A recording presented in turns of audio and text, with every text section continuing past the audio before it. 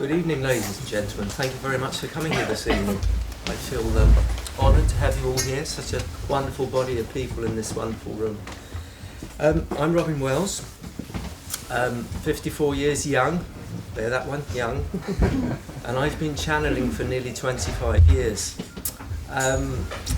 Does that make me clever? Probably not. This makes me a human being doing something that's slightly different. Everyone's doing something slightly different, that's why you're here.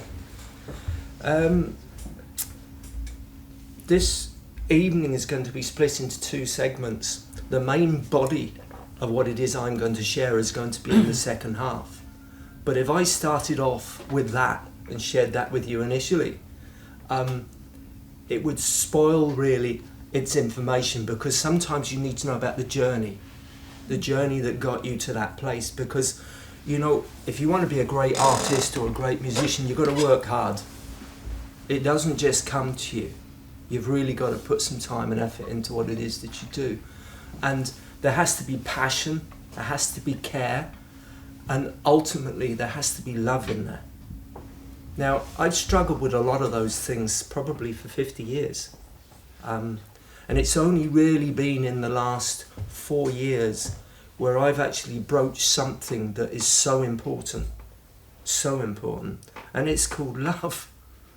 You know, that isn't making love, it's actually love. Now, that's such a broad term. What does it mean? Where does it come from?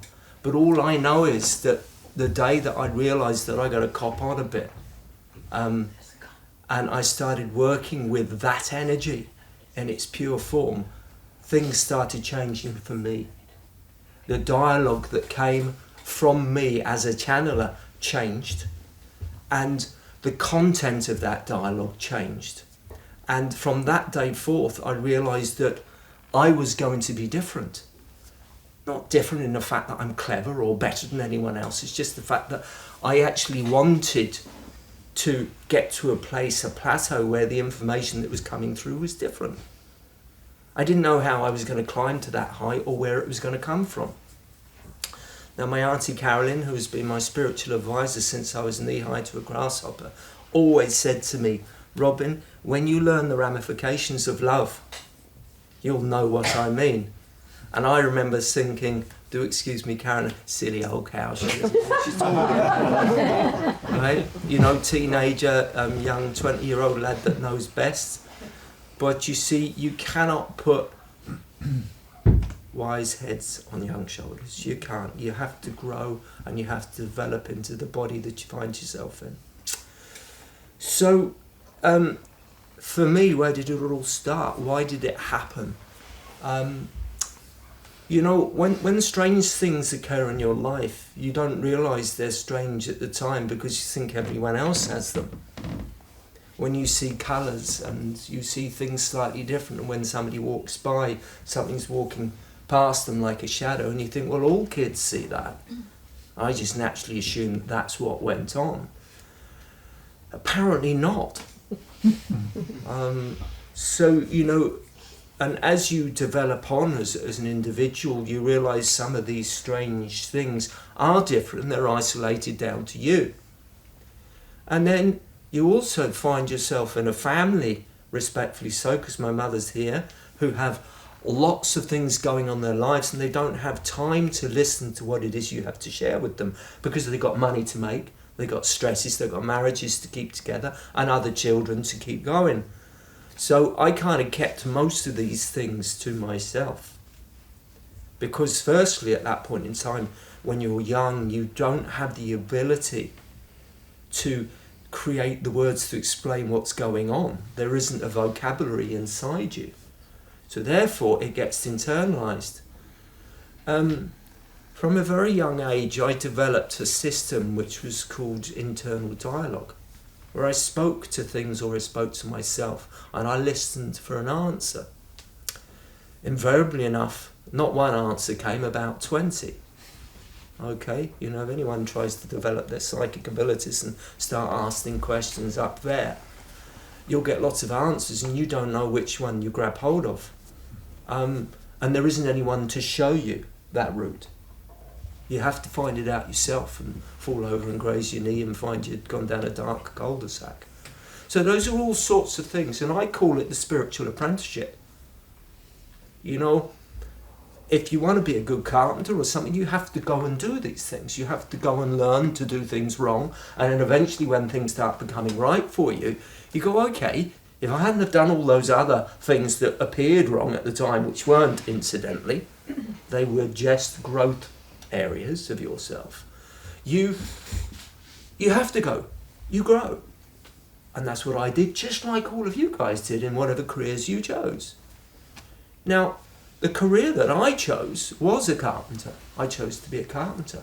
It's close to God, by the way. Jesus was one, apparently, so that's good. I like that. And you'll have to excuse my sense of humour.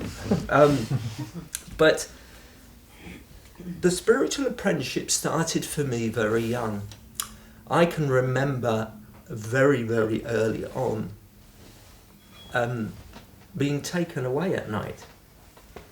And that happens in periods of what I call lost time, where lost time occurred and I didn't know that I had lost time. It's not until when I reflect back and look at those periods, and I know there's 3 of them that I remember, where I'll go back and ask my mum, like, oh, by the way, this happened. You go, no, nothing happened.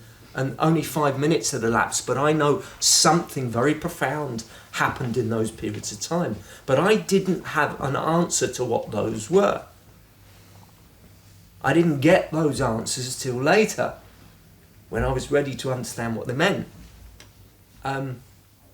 So those 3 incidences were periods of time where I know I left this planet and I went somewhere else. Now, when you're a kid or a young adult, and I don't know whether you've done this, but if you can imagine you could throw a stone up into the air and there was no gravity and it went on and on and on and on and on, and you thought about space and how big it is, and then eventually your mind becomes corrupted and you can't cope anymore and it shuts down because you don't want to think about how big everything can be. Do you know the answer as to why you shut down? Because you're trying to use your mental ability to tune into something that doesn't belong in the mental plane. It belongs in this plane. It belongs in the plane of the heart, which incidentally is your connectivity to the universe. This unit in here, called your heart, is not just a muscle. It doesn't just pump blood. That's one of the things it does. That is your connectivity to your universe and all the other universes and multiverses and the cosmos. It's your connectivity. Now, those words at this point in time might mean to you, well, yeah, I kind of understand that, but I don't want to go there. Okay, that's absolutely fine. I didn't want to go there either. But you see, the point is, if you think from your mind, you're going to do what scientists do, which trap themselves in a very walled experience. You have to move out of your conscious mind and feel your way into what it is that's going on. Now, I'm sure there are healers in the room, I'm sure there's psychic people in the room, and so on. You don't really get told, you feel. That's how it works. It's called the inner knowing, that's what I call it. It's called, when you know something to be right, it feels that way. Now there's going to be lots of little bits and pieces where I'm going to appear to be jumping from one place to the next, but I'm not. I'm trying to fill in some gaps.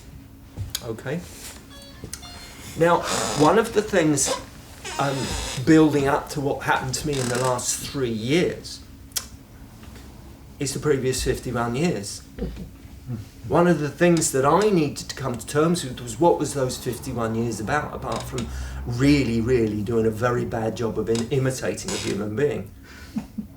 A really bad job. The only way that I got through personally was with a really debauched sense of humour, and laughed at life, and laughed at things, and told terrible jokes to people when they really didn't want to hear them, because I really wasn't comfortable in this thing, this framework, this skin that I had. It was really difficult for me, personally. And then I find out that, yeah, a lot of people have that too. Now, I asked this question previously to people, so if you've heard it before, do excuse me. But how many of you sitting in this room feel like you don't belong on this planet? Just could I have some hands up? Great, oh, me too. Now, remind me at the end of the evening to give you some very good indication as to where it is you came from. Okay? And if I forget, somebody's got to go, oh, by the way, Robin, do that. So, my spiritual apprenticeship that brings me to this point won't be too dissimilar from many of you, because growing and developing with energy is a difficult thing, because nobody at school said, oh, by the way, Robin, you're going to be an energy worker. And there's the books to go and read and go and speak to that person over there and that one over there. They'll help you out. The Dark Ages got rid of all those people, all the witch hunts and everything. They were gone.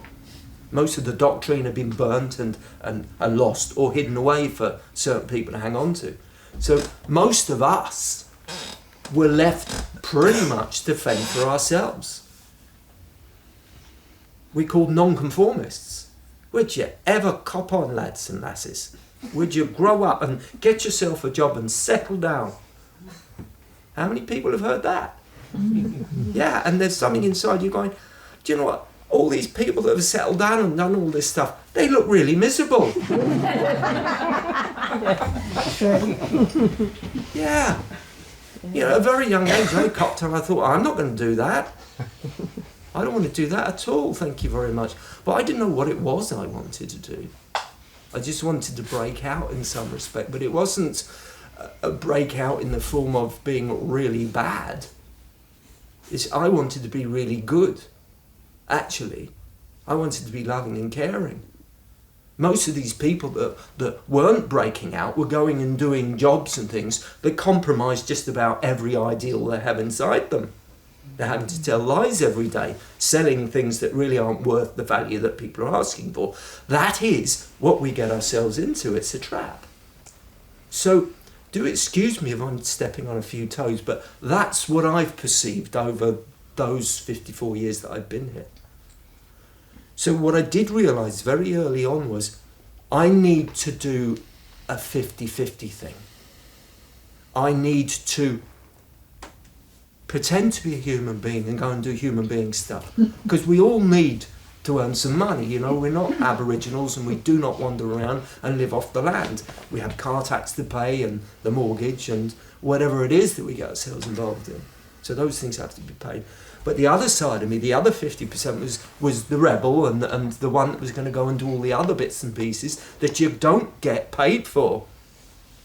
You know, you don't get paid necessarily for being good. You know, it doesn't happen very often. So your rewards come in other ways. They really do. My auntie Carolyn said to me, Robin, you only get what you give away. And you do. You know, there has been times where I've been absolutely brassic. And I have a client coming to see me and halfway through the session, the fellas upstairs say to me, you're not charging for this one, Robin. I go, oh no, I've got to put fuel in the car. So at the end of it, I'm begrudgingly going, this one's for free. And they go, oh, thank you so much. Are you sure? And I go, no, that's fine. And then you walk down the road and find 50 quid on the floor. Oh. You see, those things have happened to me numerous times. You really, really have to believe in your judgment and intent. Now, I'm just making light of all the things that every single one of us are involved in. You know, this isn't any different to any of you guys at all. It's just a different colour and a different shape. You're all going and experiencing that. So, from a young age, and I would say maybe from 5 or 6 years of age, I used to go to sleep at night, like we all did. But the moment I went to sleep, nasty things used to come and visit me. I mean, really ghoulish, horrible things with chains and drool hanging out their mouths and ghoulish, sort of spooky things. And I'd go to bed, and not only would they come and visit me, I would see them, and they would drag me out of bed across the floor and try and take me out through the wall or through the window. Now my mother will say, I used to have to come and put you back in bed, and I'd be absolutely terrified, and she'd put me back in bed. Whole process started again. That went on for years. Grotesque and horrible. Why would you do that to a young child? Why does that happen? Is that good? Is that love? Didn't seem like it to me at the time, but I didn't know what to say about it because it happened to me when I was an age where you didn't really know how to explain this, and it was probably going on with my brother and sister. So this is what growing up's about. So this went on for a good number of years. Some nights I got a rest, other nights I didn't. I wet my bed, incidentally, because I was absolutely terrified. You know, my bladder literally opened up. If anyone's been terrified, you know that your bowels and your bladder just open up. Thankfully, it was just my bladder from my mum, because she had to come in and change the sheets in the morning. So that happened, and it went on for a good period of time. And then it kind of went away, and it came back. And I remember I was about 18 or 19. Now at that point, I was really struggling with who I was. And I was drinking. I wasn't taking drugs, never took drugs. I was drinking, probably just like all my other friends were, but the drink was, in some respect, a douser of what it was I was feeling inside, because I was brought up in a period where Margaret Thatcher was in government. I was seeing all those things going on politically. Well, what I wasn't seeing was love and care on the television. I wasn't seeing it going on around me particularly. And I was really, really confused. Surely this is what the world is all about. Surely there should be compassion and honour, respect, integrity, all those things going on around. I wasn't seeing it, but I didn't know how to cooperate with this ghastliness I was seeing being demonstrated in front of me every day. Why? So I think drink was my way of dousing this what's going on. I seem to be on a planet of madness. Now I remember somebody saying to me a good while back, do you know what, Robin, this is the most beautiful planet, yet it's really difficult to live here. I don't know whether any of you guys feel that, but it's really tough. It's a really tough, very difficult place to live.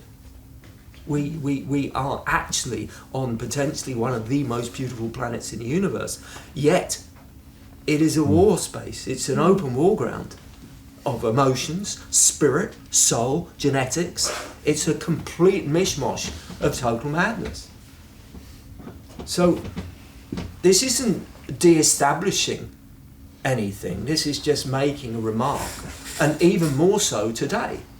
The world has gone completely and utterly bonkers and bananas. Now, I'm not going to make statements like that without having some acknowledgement as to what we might be able to do with that, because I don't like doing things like that. Oh, by the way, it's complete crap and I'm going to walk away. Because it isn't. There's opportunity to learn amazing things in amazing situations if you're prepared to see them. If you cooperate and act like everyone else does on the planet, you are not going to see them.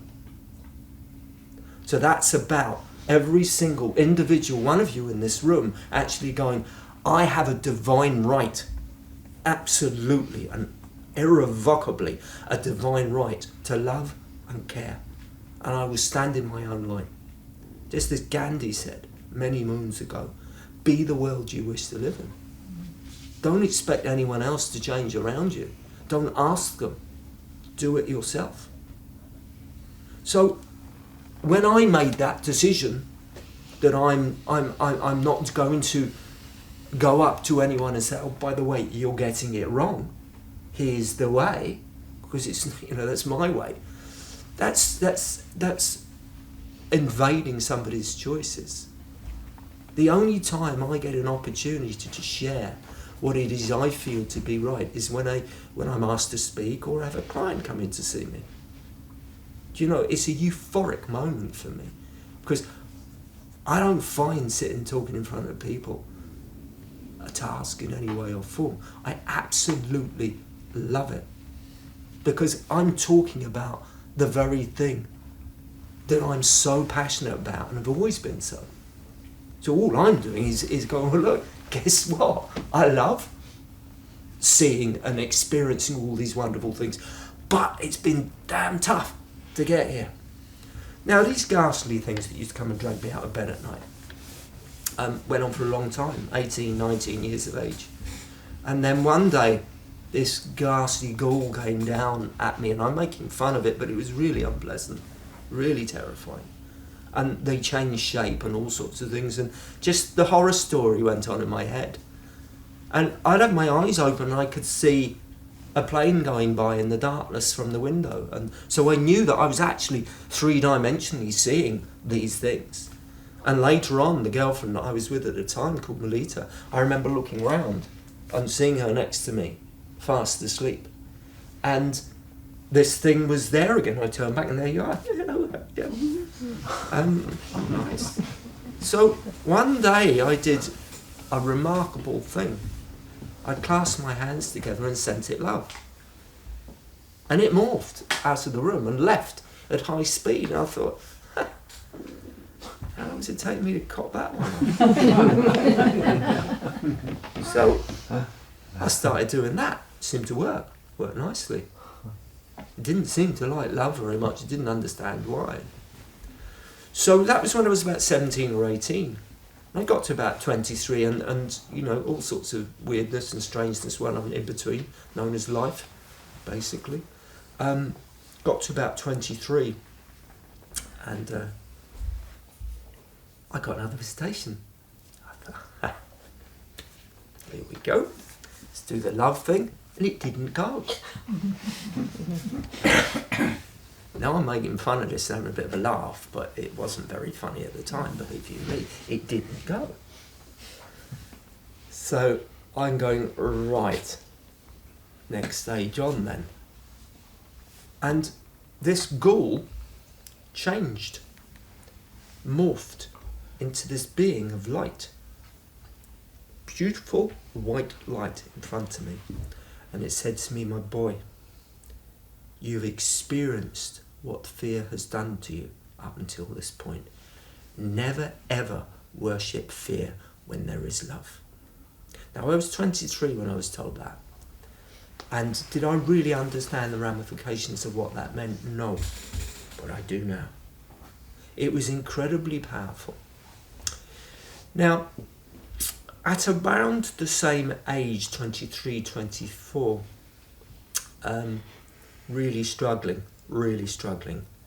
And I was heading towards a very bad place mentally, because there were so many things going on different realms and different planes that I couldn't really keep my feet firmly on the ground.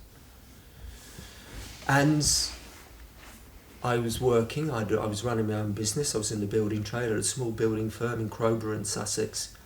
And it was just heading into the recession of 1988, 1989, 1990. I expect you guys know about that one. It was a lovely one. Interest rates of about 16, 17%. You remember that? Wasn't it? Great. We loved all that. Giving banks money. And anyway, the last job came in. The last job I had. And I had a guy working with me in a brand new transit van, which I bought foolishly, thinking the money was going to continue coming in. Very stressed, very caught up in the material world, because I thought that's what I must do. And I was up on a scaffolding doing the reslating a bay window, trod on a plank, and it tipped. I was about 12 foot up, and the plank went, and I started falling forwards, and quick as a flash I thought, if I grab the gutter on the way down, it'll hold me and I'll be able to swing round and just slide down the wall. So as I fell, I allowed myself to fall and grabbed the gutter and just came off in my hand. So I went 12 foot down headfirst onto a curb edging, which wasn't great. And I was carted off by an ambulance. Funny that, isn't it? Off I went to hospital. And I turned up there, and there was no concussion, no breakages, nothing wrong other than a large bash to my head. And the doctor at the time said, we don't believe this isn't right, you can't have had that level of fall and not damaged anything. We'll put you in the A&E for the night.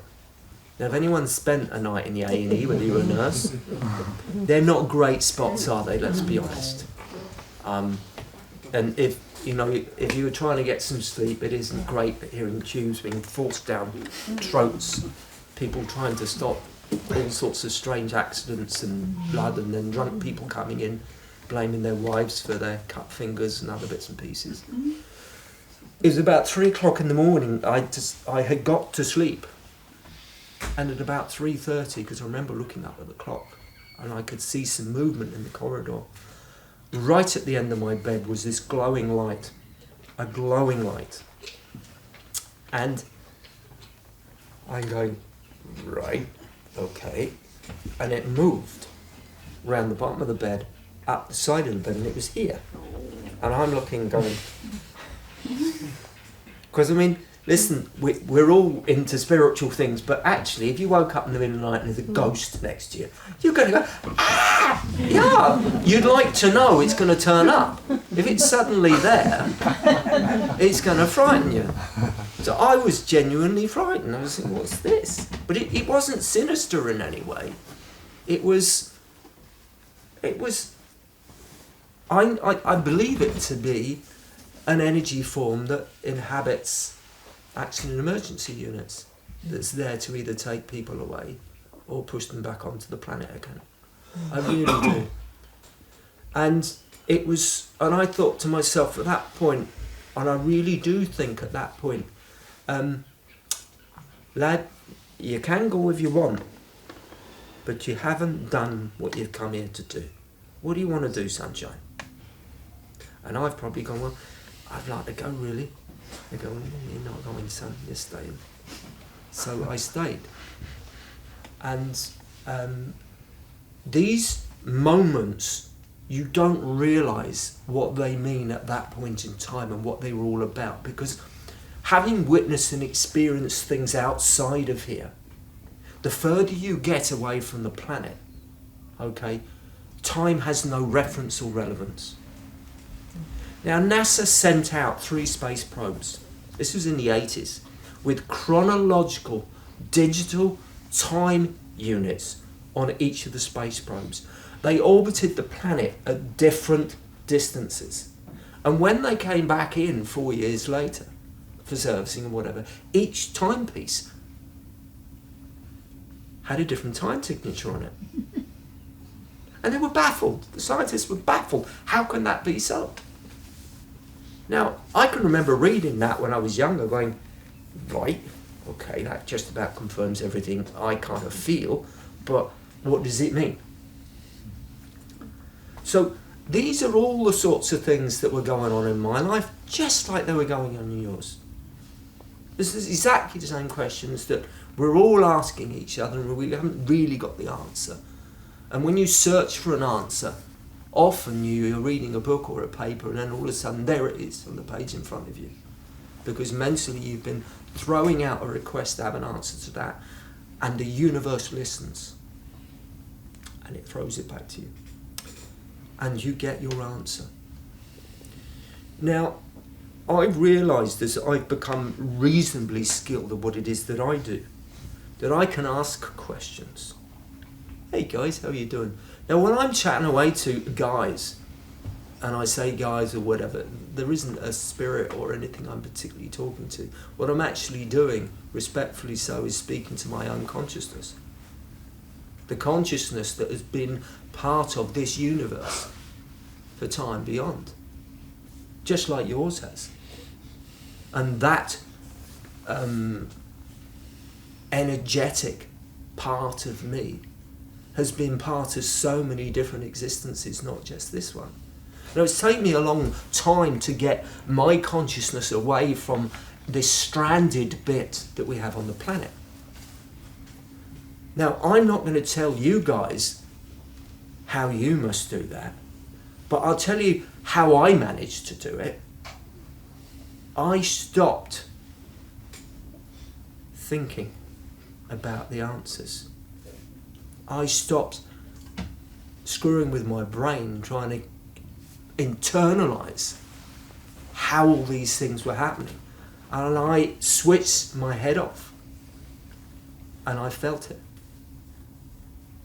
So when I'm developed as a channeler, when the words started flowing out of me at the age of 30, and they came out at a hell of a rate, and Karen would tell you she has reams and reams and reams and reams of information, much of it like thick soup. There's so many words in there, so many differentials of meanings, and it became really difficult. I didn't even want to read the stuff. In fact, I found it incredibly dull. Yet it was something I had to do, and if I didn't do it, I was sick. It was a necessity. It's like an artist that doesn't pick up the brush. If we've got artists or musicians or anything here, anyone that works in those fields, and you don't do what it is that you've been gifted, it like builds up an energy inside you, and you start popping. And I knew I had to channel, so each month, many months, I spat the words out. Didn't really want to do it at all. It wasn't until I was about 46, 47, so we're talking 15, 16 years in, I suddenly actually realised, well, Carolyn's ringing me out going, oh, by the way, we got this 13 years ago. It's happening now. Do you want to read this? And I go, oh, is it? And when she reads the words back to me, I remember them. I can remember the intonation, I can remember the feeling, I can remember almost the day and the people that were in the room when they were said. But I didn't want to know about it because that was the human part of me. Now, I'm building up a picture because what I want to do is build up a picture so hopefully I can portray to you that I've built up some qualities within myself so I can impart the second part of this evening to you with some validity and with some structure and with some integrity of honesty to say that I got to that point because I worked very hard. It wasn't something that just comes naturally. I worked hard, and if I'd probably worked harder in the earlier years, I might have got there earlier, but not much earlier. You know, sometimes you have to wade through a mire to get to something beautiful on the other side. And you do. And I realised that I waded through a mire called life. And I struggled, just like all of you guys do. Now, it wasn't that long ago that, and we're talking when I turned 50, and one or two of you might have turned 50, you know what that's like. It's the time when you really have to start copping on. Because if you don't start copping on, you start dying inside. And if any of you are dying inside, you're not copping on. So it's time to cop on. You start dying inside. It's when your body goes, okay, you should now be working from this centre here, from the heart. You should have moved away from sex, which is down here where all the energy flows through here, and you know, for us men, we know what that was like. We couldn't stop ourselves thinking about it. And then one day, it stopped. And you go, thank goodness for that. I can put my energy somewhere else. Think about something more useful. Not pestering my missus. You know? So, do excuse me for my crassness, but that's, you know, it's very black and white, and that's how I am. Now,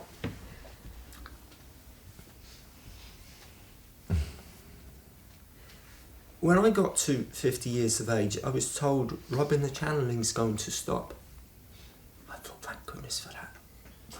Every month for the last 20 years, I've had to sit and talking to tape recorders, and Paul Carolyn's had to transcribe it and send it to me, and I could pretend to read it. I could tell her how wonderful it was. But in fact, in respect, it was in a very different way, but it was a legacy of how I felt. You know, if you've got lethargy about what it is that you do, then you're going to get lethargic feelings and lethargic words coming through, and it was a bit like that. So when I changed my settings, its settings changed. But, so where are we now? 2019, 2015. Basically, right, stopping, bang, finished. Great. I've got time out. I can go and do some stuff, concentrate on other things. Something was missing. Now, I'm a gardener. I love gardening. If anyone suffers from mental health issues, go into the garden. You know, if you feel rotten and horrible and you're absolutely brassic, which I have been many, many times, go into the garden. The rewards you get are a gold pot of wonderment. So out I go into the garden. And I'm walking across the garden, and then things started coming to me. They weren't coming through in the way of loud voices like I had before. I was feeling stuff. It was coming to me like a little pearl of wisdom, straight into my heart. And it was a few syllables like, do you want to know what it's like to be up there in the universe? I would, yeah. And then you'll get other things. And I think, well, you've asked me, what do you want to know what it's like? And then nothing else would happen. And then about a week later, I'd get another piece, and another piece. And then about 4 weeks later, I'd have a sentence, and something very structured came together for me. I thought, this is interesting. This is something new happening. Now, at this point, incidentally, I decided to connect up with my heart. Okay? Now, was it coincidence? Was it me getting to 50 and realising, well, I don't want to live dying. I want to die living. So I opened up my heart for the first time and things started changing. What would have happened if I didn't? I don't know. I really don't know, because I didn't go there and I didn't want to go there. But nevertheless, that part of me started entertaining a new form of communicate, a new possibility to learn about the fabric of this thing that's out here. Now, from a very young age, I was never ever interested in Auntie Molly and Uncle Billy stuff from the psychic in the spiritualist church. Had absolutely no interest in me whatsoever. I mean, if Billy wants to give you some roses now, why didn't you do it when he was alive? You know, all that sort of stuff seemed to me like, well, yeah, okay. I realised that there was a whole world way beyond that, and I wanted to know about it. I wanted to know why we are here, where we come from, and where we're going. These things weren't being answered in the spiritualist church in the same way that my family at the time weren't answering my questions. In fact, nobody was, apart from Karen. So, in the last 3 to 4 years, an amazing library of information has opened up. Now, that is the bit that I'm going to present to you in the second half. But I'm going to take you right to the point where I was standing on the cliff edge looking over going, okay, let's go and have a look over there and we'll see what that's about. Now, the second half took the top of my head off, literally. Now, I've seen and experienced some weird stuff. As a channeler, channeling 3 different voices at the same time coming through you whilst you're still awake is pretty weird. Okay? 3 level sets of consciousness coming through you, some of which were arguing with each other. Now, don't tell me that's not weird, because it is. And you're sitting back going, right. But when you realise that all these processes of learning are taking you to another place, they're going to allow you to correspond with what is going to happen next. Now, there always has to be a pioneer that goes somewhere and does something slightly different. You know, Scott went to the Antarctic, Amundsen got there before him. There's Tom Crean, there's all these wonderful things. You know, it wasn't that long ago where these pioneers were going to places. Apparently, we were going into the space in the 60s. I think we were there way before then, but I'll talk about that later. But in some respects, in the last 3 or 4 years, I've been on an epic voyage of total and utter discovery. Discovery that has been so profound that I can't begin to really give you true descriptions of what it means.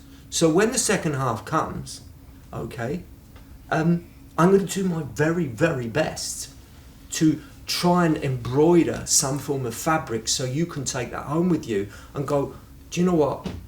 That feels okay. Because that's what you've got to do. It isn't, if you get into your head and try and put it into your head's going to want to twist that around and make it wrong or right or whatever. Feel it. Feel your way. It's like going into a dark room. You know, things are in there. You go in there and you feel your way. So, you know, a man told me many years ago that he got lost in London in a pea super and he needed to get from A to B. And he heard this voice say to him, "Where are you going, sunshine?" He said, "Oh, I need to get to the White Swan pub," or whatever it was. And the fella took him. He could hear this tapping. He didn't know what it was. The guy was blind. Okay, the guy was blind. He knew his way.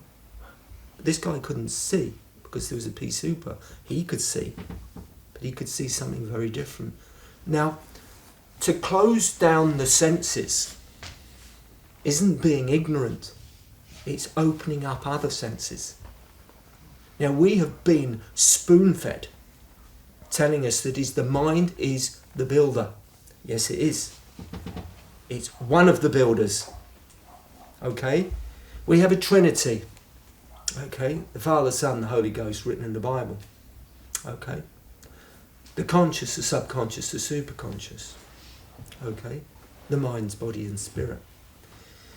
If you just work with the mind, okay, the body and spirit get left behind. Okay? I, as a healer, when I put my hands on somebody, I listen to what the body has to say. And I generally go, "Hello, how are you?" quietly in my head. So what's going on then? That's what I do. It's fairly simple. "Oh, thanks for listening. My heart hurts." Why is that then? Because it's not listened to. It doesn't express love and care. So I've realised from a very, very early on, all parts of those early learning procedures that I had taught me an inner dialogue. That if you ask questions and you ask them in the right way, with honour, love and integrity behind them, you will get answers. Now, I'm going to talk for about another minute and we're going to have a cup of tea. Now, just before we finish, it was about 3 years ago, I wanted to know something. I wanted to know, okay, just before I fill in that question. When I was 3 years of age, I remember going up to Scotland, a place called Shegra Beach in Scotland. Okay? I was 3 years of age. I knew something really profound happened there. What happened there, and I know it to be true now, is a walk-in took place. I was a 3-year-old child without soul at that point in time. And at that point in time, I remember seeing a spacecraft up on the cliff edge. And I remember something so profound happening, and I remember being really frightened. And I remember looking back from the beach, and every single person on the beach was frozen and they weren't moving. Okay? And that was my memories. I knew something happened and I didn't know why or what that was about. Very, very profound experience. Now, I'm going to rewind us forward because that is going to be the starting point from where we start the second half. Okay? So very recently, I wanted to know, because I thought, well, okay, if I was to walk in, where did that come from? Who was I? Why have I come down here, and where did I come from, and what was that all about? Did they come from the past, the future, the present? Then I'm going, oh, is any of those things valid out there? I didn't know the answers. So I thought, well, I've been given this facility of late to ask some questions. I'll ask a question. I won't really go in big time and go, what happened? Because I thought, well, I don't really want that answer just yet, really. So I thought what I'd do is I'd ask, if you're coming from out there where there's no time, how do you enter the planet Earth in August 1966, Shegra Beach in Scotland? How do you get to that point and not turn up in exactly the same point 200 or 300 years earlier or 203 years later? How does that happen? There has to be some coordination, some cleverness somewhere. It was a repetitive thing going dormant in my mind. How does that work? Because that's quite clever. So I went to bed and I said, all right, guys, you've given me this new facility. How does that happen then? Off I went to sleep. Yeah, I was woken up at about 3 in the morning. Hello. What we do is this. Do you want to know? You do? I'm not going to tell you. Yeah.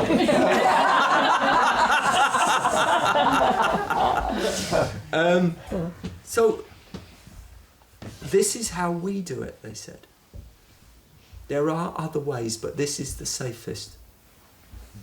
We go out to the edge of the universe and we find light that reflected off the planet at that point in time. We locate it and we follow it back in reverse. And I've gone, that's very plausible. Very plausible. Now, the moment I saw that, I saw spikes of light. And for every piece of light that's rebounded off this planet or any other celestial body, ends up in this most amazing Aureala Borealis on the edge of unknown space. And it's the most incredible place because I saw it. It's just this incredible luminous light show. And these guys go out there and they said, what's more, we go out in a craft made of flexible metal. There are no instruments in this craft. It is flown by the consciousness of the beings within the craft. And as I'm hearing that,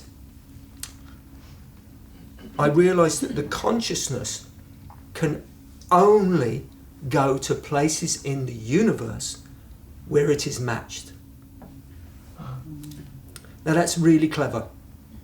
Okay? Why do you think we don't get too many guys turning up on planet Earth? Why would they want to come to this place? I mean, E.T. turned up here, didn't they? Tried to put him in a cubicle and take him apart. They'd do exactly the same if they found us. You know, so when you start unravelling the complexities of what it is that's out there, and I'm going to try and do that in an hour after a cup of tea. I'm trying to unravel and take you to the rolled out carpet that went in front of me over the last 4 years. But what I will do is I'll do my very, very best to gear you up to fill in some of the gaps that you might have. Because this isn't frightening, this isn't fear-based, okay? What it is something you have all been part of, every single one of you. You've all been part of that universe out there, and you knew about it. But one day, one day our DNA got changed and it got adjusted. And when we get born onto this planet, we're born with amnesia. Okay, and we forget it. On that note, go and have a nice cup of tea.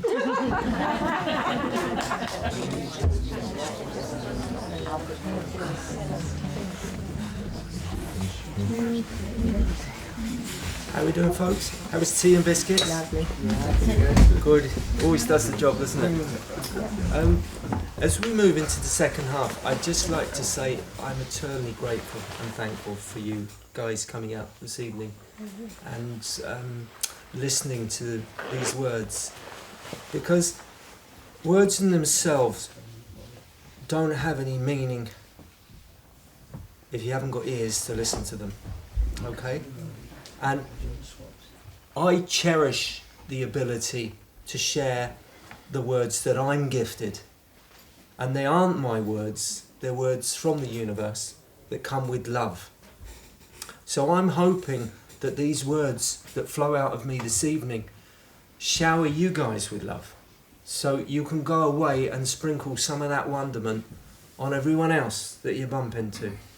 Because if we can do that, and create a bastion of wonderment within our own souls, then there's some hope for the continuation of the human spirit.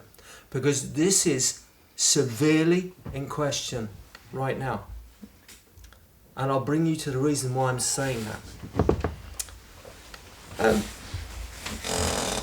When I moved to Ireland in 2005, we bought some ruins in West Cork, a place called Skull, right down in the middle of nowhere. Absolute magical place. If you want to be magic, you have to find a place that can embrace you. You know, it's very, very difficult to be magic in the middle of London or in the middle of Paris. It's very, very difficult to keep your energy high.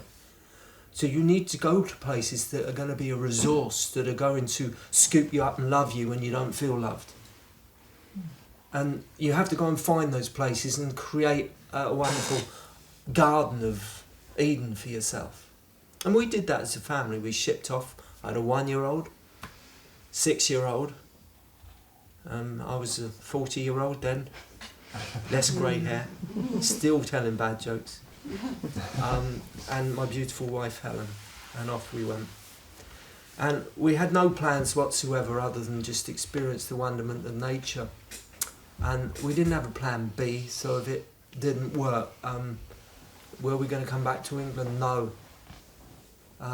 We would probably go somewhere else. And we started building the house, and I had an incredible need to write. So I thought, I'm going to write a book. And I've always found that fiction carries an awful lot more documentation than fact, because it doesn't challenge people. So I thought, right, I'm going to write something fictional based on fact. Okay? Now if somebody comes up and says to you, this is how it is and this is what happened, it really challenges you. But if you read it and it's a fable, a potential, you go, oh, that's good, I like that, I'll take that with me. Nobody's challenged your belief system. So I like that. So I thought, right, okay, off we go. What's it going to be called? This is leading somewhere, incidentally. So I thought, right, 12 Realms. Yeah, that's what it's going to be called. I'm going to write about a guy that goes off to sleep and he gets offered 12 journeys.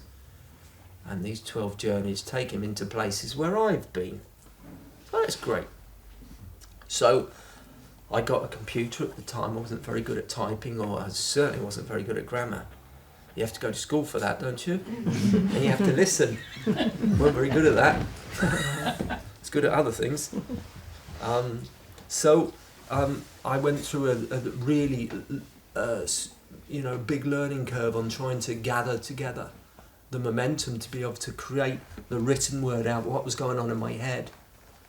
And I realised I wasn't doing a great job of it. But nevertheless, I wrote this document. And if anyone has written 50 or 60,000 words before, you'll know that's a lot of work. Whether they're bad or good, there's a lot of work. So anyway, I finished it, gave it to somebody, said, go on, have a read of that, see what you think. And they said, yeah, it's got potential, only if you start it all over again, do it properly. Yeah. So anyway, cut a long story short, I did nothing with it. Absolutely nothing with it. And all that work and all that embroidery didn't really go very far. But we've all got a book in us all. We've all got incredible experiences that somebody in the future would love to read about. It could have been an experience where you drove to Venice once, or cycled to Timbuktu, or whatever it was, If you've got that art inside you and somebody's telling you to go and write about it, you will empower somebody, even if it's one person. So go and do it. Don't wait till tomorrow or the next day. Start today. Be inspired by what it is that flows inside you. Now, I always say that to my children. I really do. The children of today are tomorrow's adults. And they so need something to latch onto other than the phone, incidentally, and computer games. And they need to identify with so many things. And that comes from the resource that they aren't having thrown at them at the moment. But I live in hope. I was 50, I suppose, about 54 years ago, 4 years ago. I was over in England doing some work up in London because I'd come over and somebody had asked me, I'd built some bookshelves for them 25 years earlier, and they said, I moved house, would you build some more for me? I said, I will. They said, would you come over from Ireland and do it? And I said, I will. At the time, there wasn't a lot of money, so I was delighted to do it. So I went and built the bookshelves. And I stopped at my wife's brother's house, Rickmansworth, North London.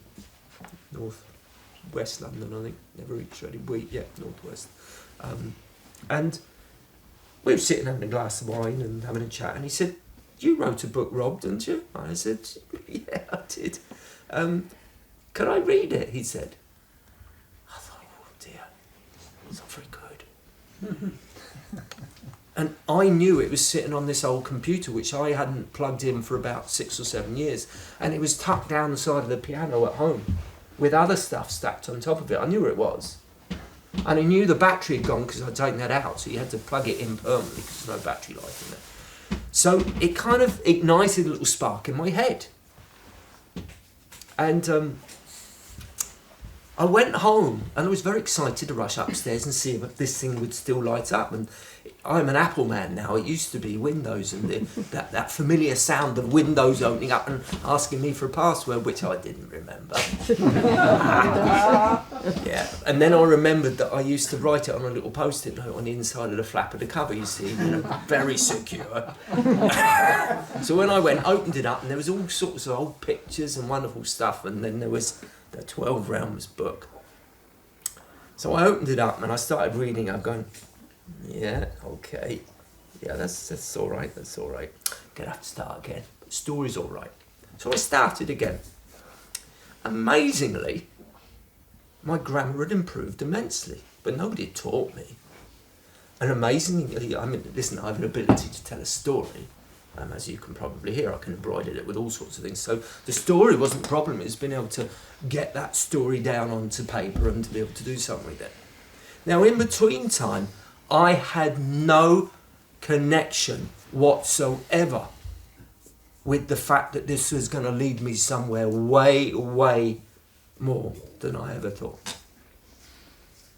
It was going to lead me to places where I'm sitting there with my head in my hand going, oh my God, that is amazing. I don't know what to do with this. I couldn't ring up and tell Carolyn because I didn't know what to say. It's my wife who always listens to me. All wives listen to their husbands, don't they? And smile approvingly. Yes, dear. Anyway, so, cynical view there, but, the story in itself started creating itself and all sorts of things, and what the wonderment is about fact and fiction is you can embroider them and take them to places.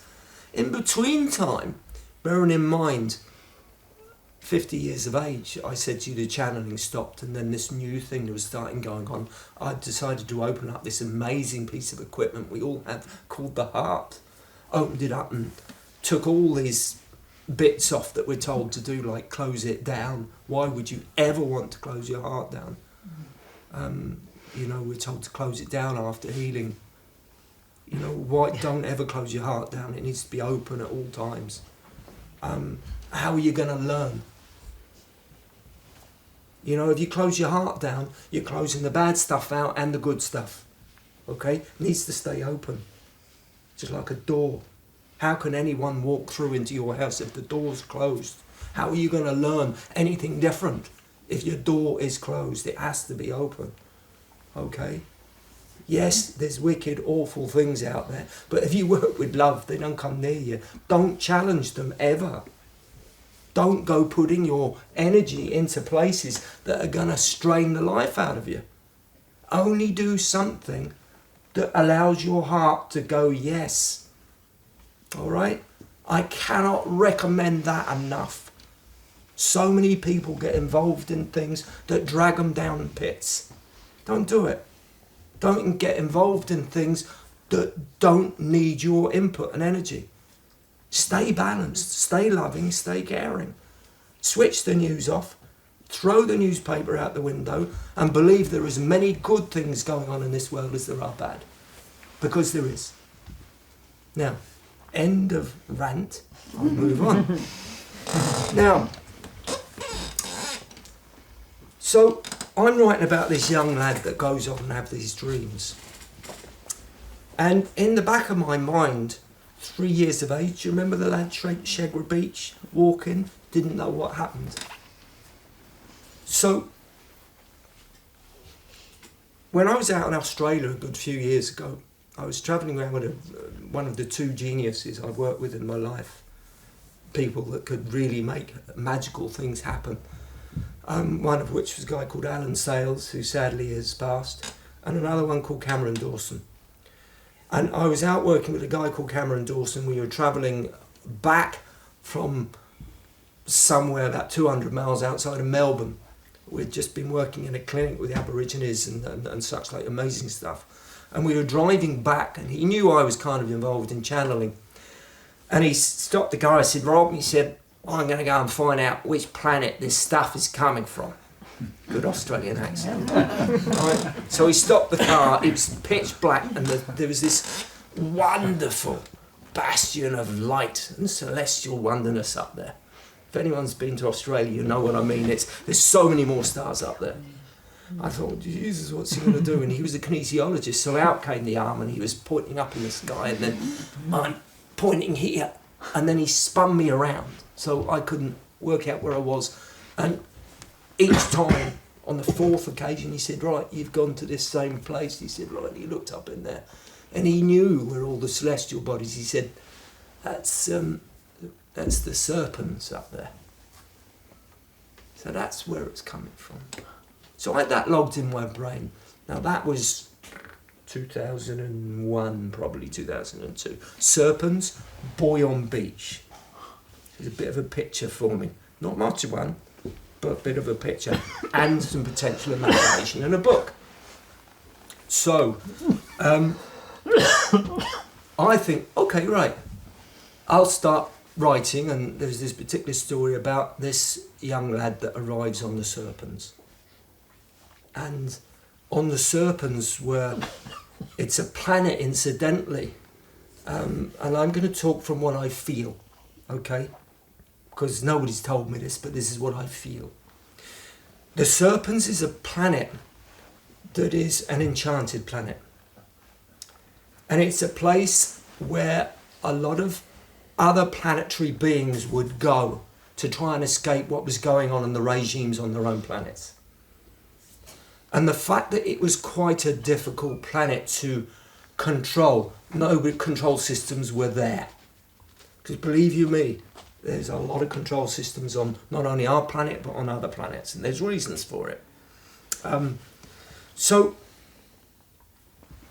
I'm there on this planet, or the person I'm writing about on this planet, and he's been dropped off there because he's going to be going to do a job on another planet. I go, great, so I'm writing about this, and this is where the story starts. And as I'm writing about this, and the words literally are coming out, and it was a whole new procedure because it's, and I'm going, right, okay. And then all of a sudden, I get picked up from the planet Serpents to go and do a job on planet Earth. I go, right, okay, good, like that. What am I doing down there?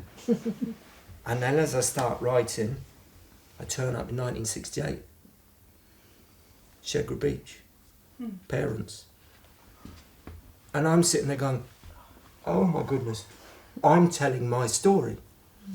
I'm finding the other part of where it is that I have come from and why. So, it gets better. I mean, that was enough for me for the moment, but it gets better. Now, take this with a pinch of salt. But please don't. Because it's so incredibly important. Because this isn't my story, this is history. History in the making. This is amazing information that I know 100% irrevocably feel to be absolutely right. Okay? Now this isn't a magic potion or something and go and use it for yourself. It's something that I know to be right. Okay? Unless it's wrong. There's always that opportunity. Bearing in mind, every single one of us carry a consciousness of potential. Every single one of us. And our universe is made by that consciousness of potential. Your universe. Okay? It'll be different to mine. Okay? And everyone that presents themselves to you in your life are actors on stage.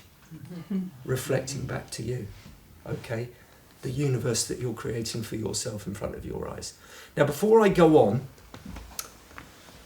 when you're sick, okay, and I'm sure there's healers and body workers and such like in the room, what does your body do?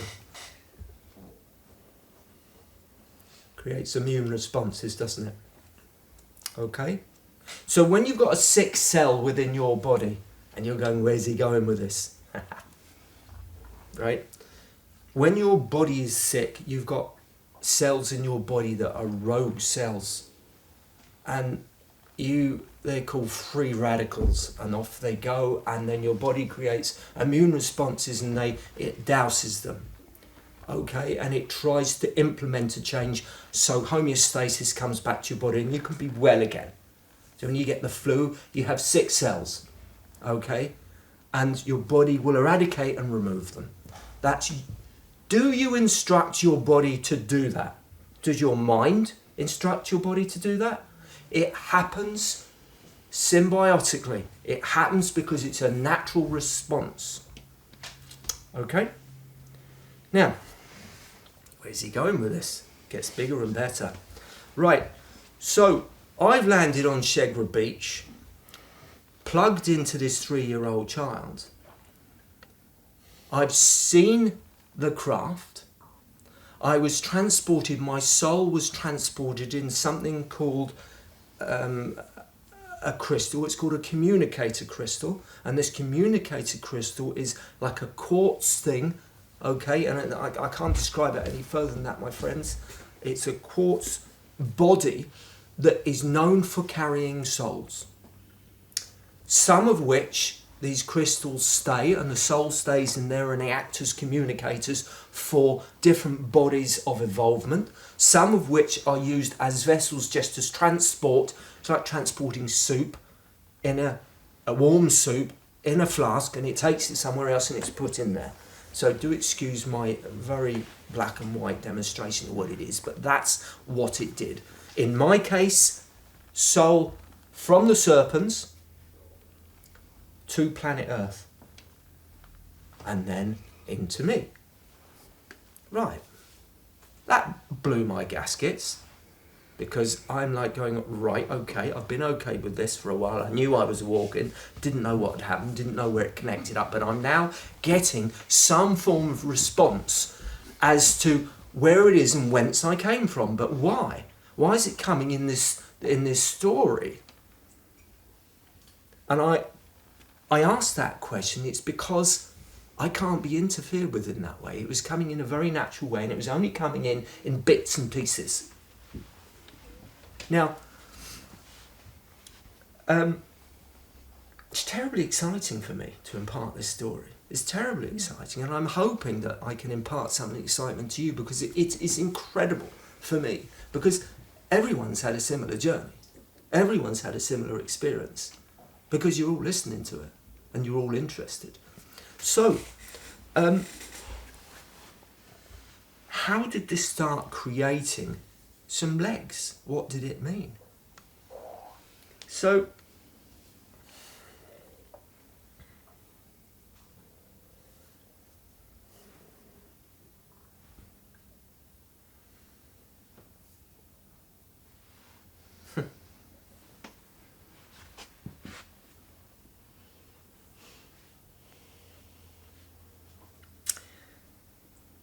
I asked the question, what is it I'm here to do? What is it that I've come down to be part of? Why have I come from here in such a secret way? Because I was told through the story that I was on the Serpents because the Serpents planet was a place where people that were escaping their own regimes and other bits and pieces, and I came from the Pleiades star system, and I came up to there. But I'm not a Palladium, I came from there. Okay, I'm a universal being, just like all you are. You're not an Earth being, you're not a Palladian, you're not a Syrian. You are a being of this universe, a soul carrier with multiple experiences on many, many different planets. You've not only been human, you've been a piece of space dust, you've been some light, you've been all these different things. And you're going, well, how long has that taken me to do that? It doesn't matter, because time has no relevance. Okay, at this point in time, you are enjoying the human experience. Okay, enjoyment might not be the word, but you're certainly here. Okay, so I was on the Serpents. It's full of basilisks. It's full of energy frequencies that if you are not careful, you can be taken over for eternity. It's very, very Tolkien-esque. Very Tolkien-esque. There is so much truth in what Tolkien wrote about in his books. So much truth in it. Okay, it's not all spooky, geeky stuff. That is actually how our planet is behind the veil that we can't see. The strings are pulled. So I came down here. I asked the big question, why? Where have I come from? What is it all about? And that's when the trigger was pulled. You want to know? Okay, we'll let you have it. Carry on writing, though. So I did. And various other bits and pieces came in. And then I started writing something about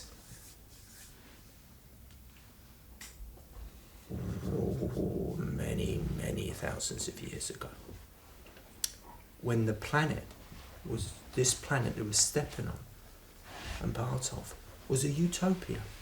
We all remember that because we feel it, we know it to be so. It was a utopia, completely and utter utopia. We lived in total and utter balance with everything that went on around. We worked with love, we worked with care, we worked with compassion. There weren't wars. We communicated not only with ourselves, but we communicated with everything and on all the other planets.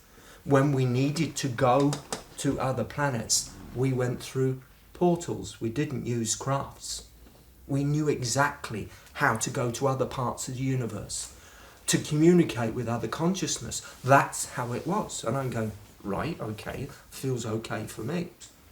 Now, I haven't got time to go into what all that means because I felt it. So,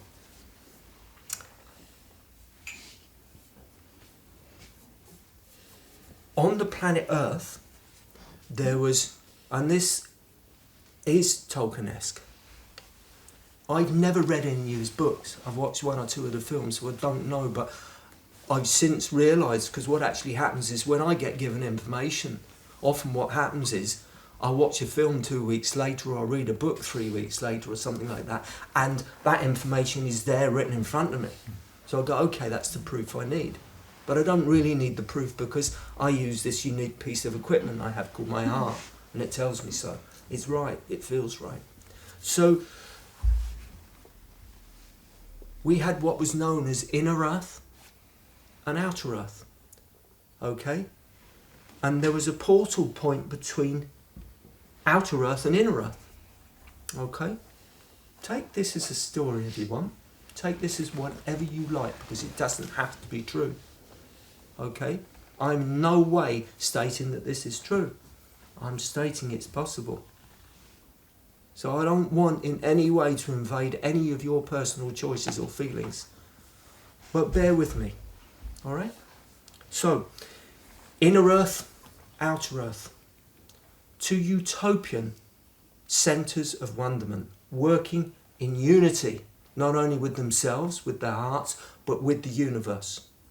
Okay? And the universe as a whole worked in unity. Okay? Of course there were places where you didn't want to go. Of course there was. Because that energy didn't necessarily match yours and so on.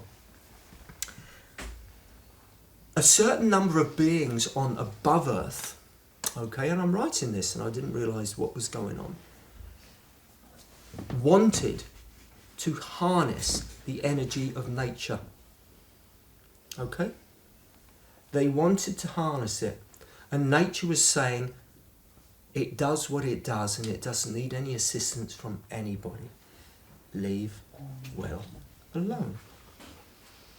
But these beings wanted to harness nature to create certain elements for themselves, to enhance something they felt was going to be beneficial to themselves. And there was like a huge governing body that met between the upper Earth and lower Earth, and it was like wise figures that got together, and this point was put forward, and it was actually said irrevocably no. It's working as it should. Leave well alone. So there was about 100 dissidents, about 100 because I've asked. And they decided that what they were going to do, because back then you have 12 strands of very active DNA. We were all manifesting creators. If we wanted something, we could be there. If we needed to communicate with somebody, we did so. If we needed to go to another part of the universe, we could get ourselves there through portals, through energetic transference. We knew about consciousness. We were very, very advanced beings. So were our corresponding peers in other areas of the universe. Okay? Makes perfect sense to me, sits well. But we had these 100 people that wanted to harness this part of nature, and they felt absolutely and irrevocably this was the way to go. So they decided what they were going to do was, through their manifesting creation, they were going to create an artificial intellect. And this artificial intellect was going to create some parameters that were going to adjust the thinking of the other people within the governing body. And it was going to go in and it was going to just switch a few switches and get them to agree with what they wanted. So they did that. They manifested a machine of artificial intellect. Okay? Now I'm going, great story, rock and roll, let's go with this, I like this. So, within a very, very short space of time, this artificial intellect was crushing the formation of care and compassion within the boundaries and bodies of the people on above Earth. And they realised that within a very short space of time, they've released a virus into the bodies of these people that they didn't know how to switch off, and they realised in a very short space of time they've created a monster. I'm going, okay, great story, see where this goes. Within a very short space of time, below Earth realised what was going on above Earth and closed the portal off. Bang, shut. They're trapped down there, they can't get out, they're in there. The beings on planet Earth realised they were being hugely threatened by what was going on. This wasn't just the human framework that was being attacked, it was everything it stood for was being injected with this awful virus that was creating control. So I'm beginning to see things and I go, right, okay. Then many of the planet realised that it was too dangerous to be on the planet. They had to leave. And they fled the planet. We're talking tens of thousands of years ago. Fled the planet. But the places they used to go, which were other colonised planets that were living, wouldn't let them in for various obvious reasons, and they closed the borders down. Because they needed to leave the planet Earth quickly, there are particular things that you need to do when you now I don't know how you do this, but I was just told that when you go to a portal, you have to be energetically matching where it is you're going. Your energy needs to be right, and there's certain processes and protocols that you do and create before you go in and out these. They didn't have time to do them. They crashed through the barriers and went out into the universe and found unoccupied planets, because they weren't allowed to go to other planets that were occupied because they'd take this nasty control system of a virus with them. Okay? The boundaries were stopped, so they colonised planets. And they were very clever, because you still had these vast quantities of ability to manifest and create, and they create almost mini gardens of Edens. A lot of these planets did not have water, they didn't have an atmosphere that was needed to, but they created these because they had the ability to do so in a very short space of time. And there were colonies of human beings throughout the universe, but they were on planets that hadn't been prepared, so they had created artificial scenarios to live within. A little bit like we would be doing today, going to Mars. You have to create a unique environment that isn't there, but it can be done and created. Because they crashed through the portals and left the gates open, they left an energetic trail. It's a little bit like trail of bread in the woods. So these energy forms knew where they'd gone. Now, this is where I'm starting going, okay, this has got some legs here. This seems very real to me. Okay, and I knew it to feel real. And this is where huge battles commenced, known as the Star Wars. Known as the Star Wars.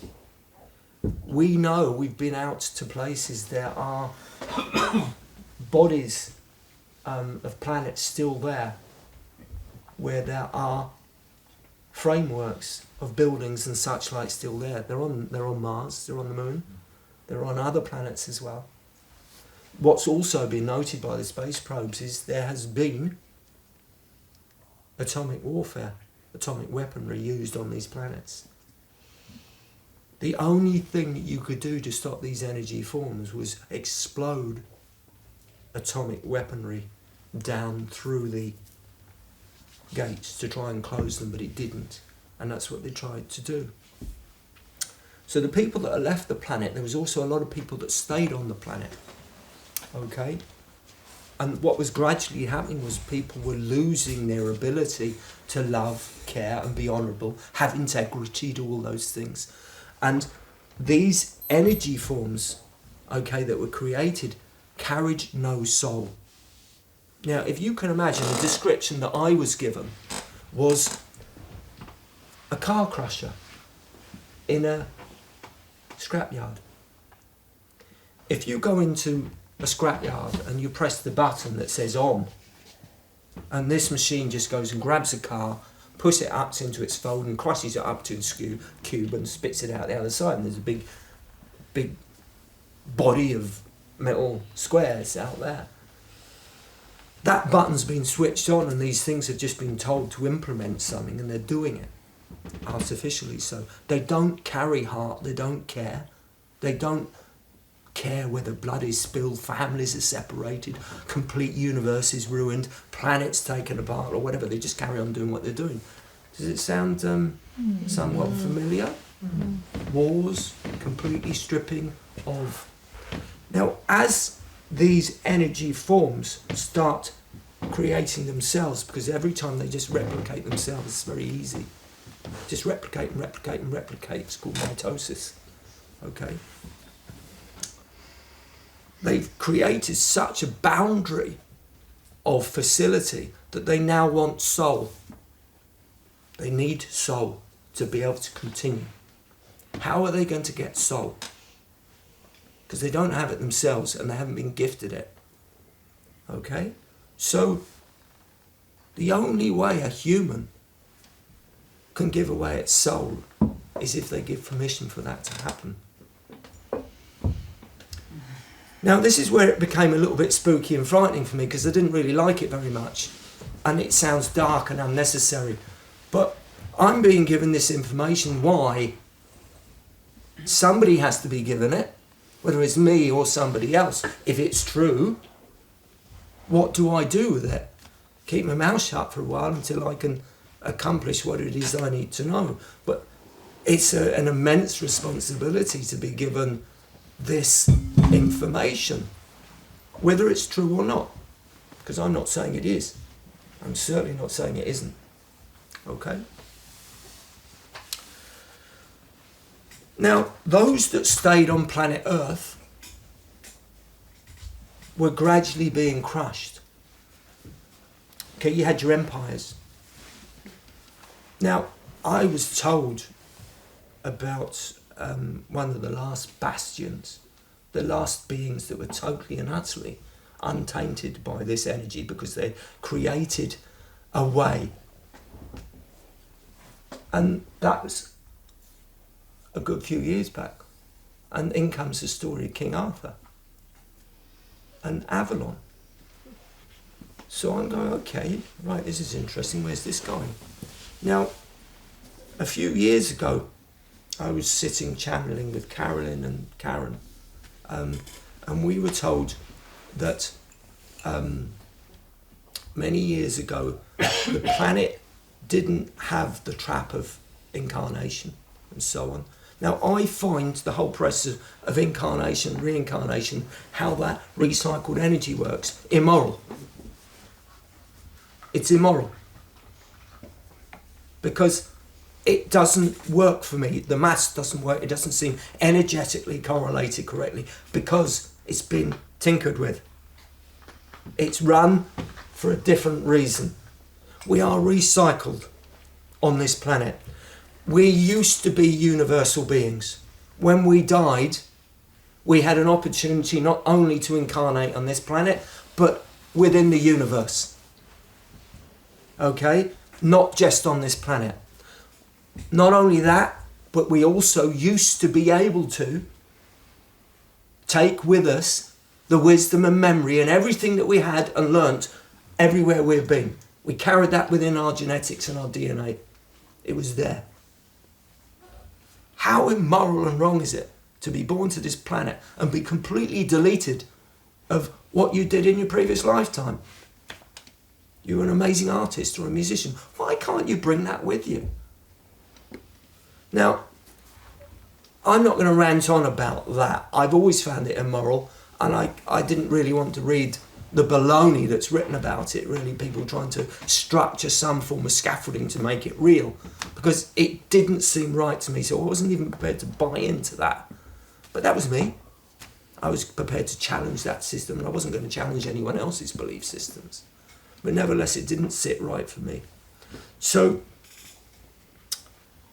King Arthur, where did he come in? This challenging that happened with Carolyn and Carolyn, we were told that tens of thousands of years ago, a veil was thrown over the planet. It's like a network, goes completely around the planet.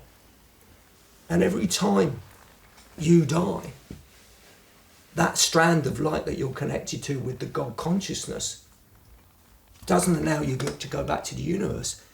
It takes you back and keeps you contained within the planet Earth and within the network. Okay? It's a veil. It recycles you and makes sure you comes back to the planet. Now, I know that when you die, we were told this a long, long time ago, that you travel up a tube of light. And as you travel up the tube of light, you're going to meet parents, Jesus, God. He's going to be going, come this way. It's a trap.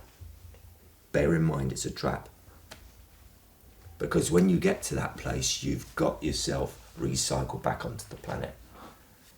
Follow the stars. Go out to the universe. Don't follow what looks like your mum and your dad and Jesus and God. Go out to the universe. Don't get recycled, because you still have a choice. It's called the veil. Avalon. A Valon. Have you heard of artificial intelligence called Valons? Avalon. King Arthur's Avalon. Okay. Now, King Arthur, where does he come into the story? Yeah. I'm pretty crap with history, frankly. Don't know much about it. I've had to go and read up about King Arthur. Didn't really know what he was or what he did or whether he's real. And we're not really sure whether he is or not. It's kind of a fictitious possibility. Now, throughout the story that I've been gifted, there was a blue stone that seemed to travel with this young lad everywhere he went. And I realised this young lad was me. And it was this blue stone, and often it was in a belt or something or whatever. And this blue stone seemed to carry consciousness, and it was almost like an identity. Like a soldier carries his dog tags or whatever, it's like an identity. But also, what it states is, you are a universal being.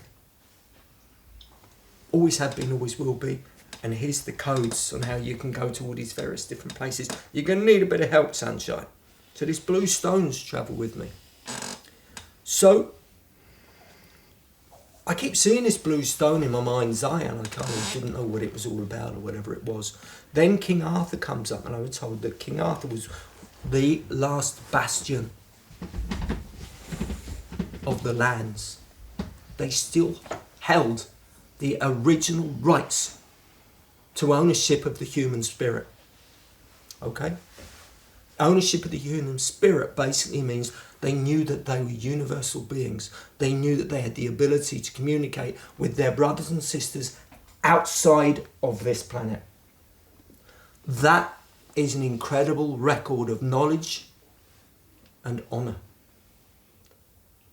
He knew that outside his boundaries, and there's a story written about the castle and Avalon and the kingdom and so on. But then I'm told about the stone that set in the sword. And I realised it wasn't the sword in the stone. It was the stone in the sword. So I get given this and go, right, okay, stone in sword. He didn't have a sword. It was a chalice. It was a chalice holding and shining a beacon of light to themselves and to the universe, stating we are the last owners of knowledge on planet Earth, carrying the original rights of transit. The last integral people carrying the knowledge. Everyone else outside of here has been tinkered around with. Their DNA has been adjusted right now. And there's the story of King Arthur. Now, he knew that he had to potentially trot off out of his castle holding a chalice, shining a light towards something that was so dark and immoral. And he knew that he wasn't going to survive that, because they wouldn't fight. They wouldn't shed blood, because that's not what they do. That's not loving and caring in any way or form. A war has never resolved anything. An argument never resolves anything. Now, this is very deep, dark, in some respects, information, okay? It's also incredible. If you were reading this and it was a fictional novel, you'd be in it and reading it wonderfully, and it's spooky and all sorts of things. But let's just for 1 minute portray the possibility that this might be true. Okay? If it is, what can be done about this? Now, what also came was, what is the universe? Now, we talked about the body earlier and a cell, okay, being sick, okay? Now, let's just suppose for 1 minute, okay, that the body is a microcosm of the known universe. The space in between the planetary, the celestial bodies is the same space that we have in between our cells. Let's also look at the potential that these all move in a familiar pattern. Some move energetically correlated correctly, others don't. It's a microcosm of the body. Let's also consider the possibility that we are all living inside the physical embodiment of the God Force, who also has a body. Okay? Just for 1 moment. All right? Let's just suppose that we are living inside the physical embodiment of the God Force that we are part of. So I'm sitting writing all this and I'm getting all this information. I'm going, plausible, yeah, okay, fine. And within his body, it has located a very, very sick cell. What do you think that cell's called? Planet Earth, yeah? Possibly. Okay. Within that planet, which is a cell, if you look inside a cell, there are tens of millions of thousands of tiny little things inside it, all moving, all different, that is known as junk DNA. Because it doesn't seem to have any fathomable use, or the scientists can't work out what it is it does. Now, if you were a physical body, okay, and you have a sick cell inside you, what are you going to do? You're going to start sending it a few warnings, okay, starting shooting some antibodies, some frequencies of well-being to try and correct that sick cell. Okay? Doesn't work. Now, what I've been told is this, that it's become so out of control that if by the end of this century it hasn't maintained homeostasis and balance, it will be eradicated and removed. Okay? That cell. Within that cell is human consciousness. That's where it stems from. Okay? Our human consciousness. Which is where our souls are designated and have an ability to procreate and cooperate with the surroundings that it finds itself within. Now, why am I being told this? Why am I being given all this story And why am I empowered to sit in front of you guys and share it with you? Because it's really important. It's not just a story, it's really, really important. Now, I'm not a fool. I think about things a great deal. I've earned the right to develop whatever it is that goes on within me. In the last 4 years, the remarkable information that's come to me has lifted the top of my head off and back. There is a lot more to this than I can possibly impart to you this evening, but I'm just trying to give you little bites to look at and take away. And when I drive home this evening, I'll be going, I forgot to mention that. Please excuse me, there are going to be large chunks that I wished I had an opportunity to embellish to you. But the most remarkable thing is, the question I asked was, why was I here? Because, my boy, you were one of the original 100 that created that artificial intellect in the first place. The only way you can switch it off is learn why you manifested it in the first place. Didn't like this at all, by the way. Somebody wants to come up and thump me, fine. So I'm not special in any way or form. I'm somebody going, it was me. I'm so sorry. I'd screwed up big time. Thought I was doing right. Now, what I've learnt is this. You cannot heal anything unless you go back to the starting point. I and 99 other people created a program. All right? You have to go back to those original parameters and switch it off. Now, there's a machine crushing cars. It's not crushing cars, it's crushing human spirit. The creational process that has been created is artificial intellect, which is human-made by me and 99 other people. Okay? Human-made. When we had the ability to manifest and create, foolishly.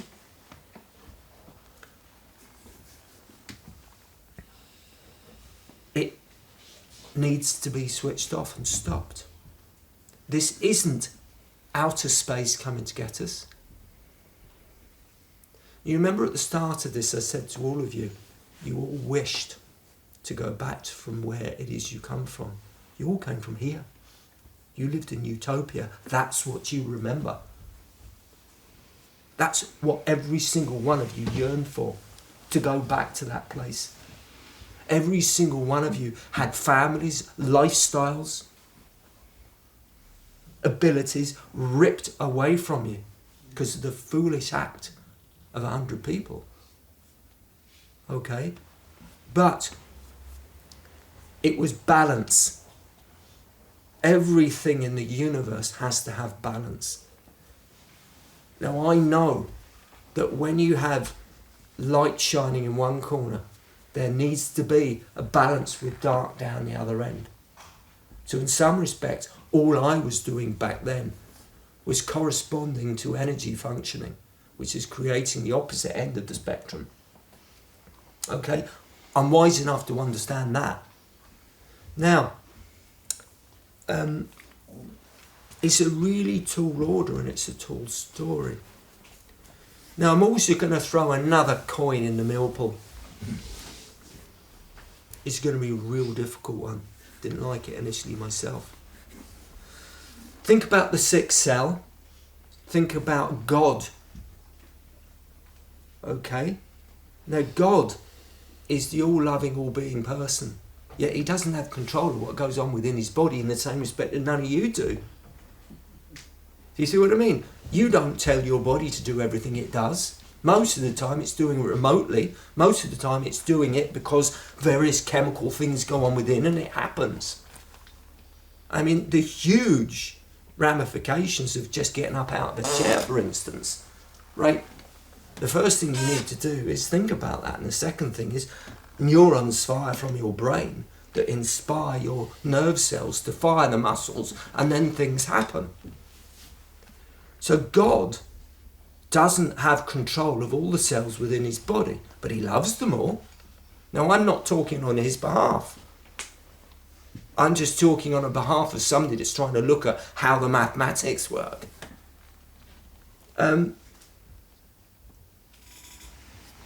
Jesus was an immune response.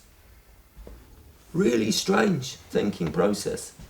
He was sent to the planet as an immune response, like an antibodies, to try and mend the sick cell within.